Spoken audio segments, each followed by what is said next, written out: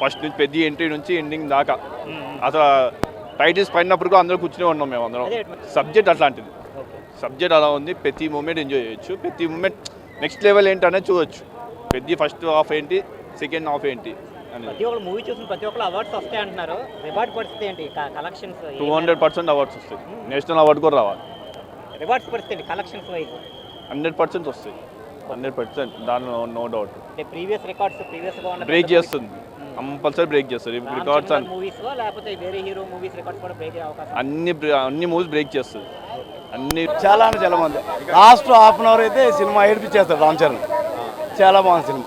ఫ్యామిలీతో ఆరామ్స్ వెళ్ళండి. ఎమోషనల్ కాకుండా సినిమాకి అయితే మీరు బయట రాలేరు బై. చాలా అంటే చాలా బాగుంది సినిమా.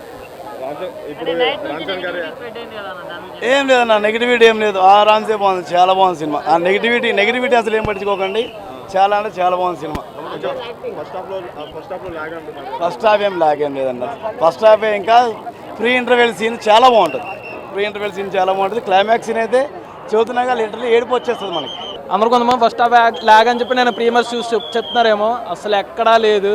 స్మూత్గా వెళ్తుంది. ఆ ఎలివేషన్స్, ఆ బ్యాక్గ్రౌండ్ మ్యూజిక్, ఒక్కొక్క స్కోరింగ్ ఉంటుంది భయ్యా. లెవెలప్ మామూలుగా ఉండదు. సూపర్ అసలు మామూలుగా ఎట్టు కాదు.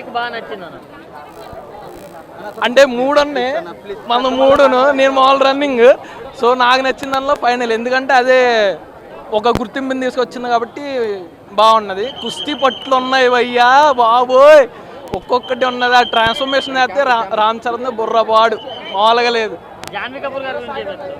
ఆమె కూడా యాక్టింగ్ బాగుంది. లాస్ట్ టైం కన్నా ఇప్పుడు చాలా చేంజ్ అయ్యారు. ఎక్స్పెషల్గా అన్నీ కామన్ అవన్నీ ఉండాల్సిందే, మరీ ఓవర్ వెళ్ళలేదు. అన్నీ చాలా బాగా జరిగాయి. ఆమె యాక్టింగ్ కూడా చాలా మారింది. ఇంతకుముందు టంగ్ ట్విస్ట్ ఇవన్నీ అన్నారు, ఇప్పుడు అదేం లేదు. మొత్తం బాగానే సెట్ అయింది. బా ఒక డైలాగ్ బుర్రపాడు. ఇంకా హైప్ ఇవ్వచ్చు మొన్న పైన, కానీ ఇంకా హైప్ ఎత్తే అప్పుడు మళ్ళీ రామ్ చరణ్ తక్కువ అయిపోతారు. కానీ మిగిలిన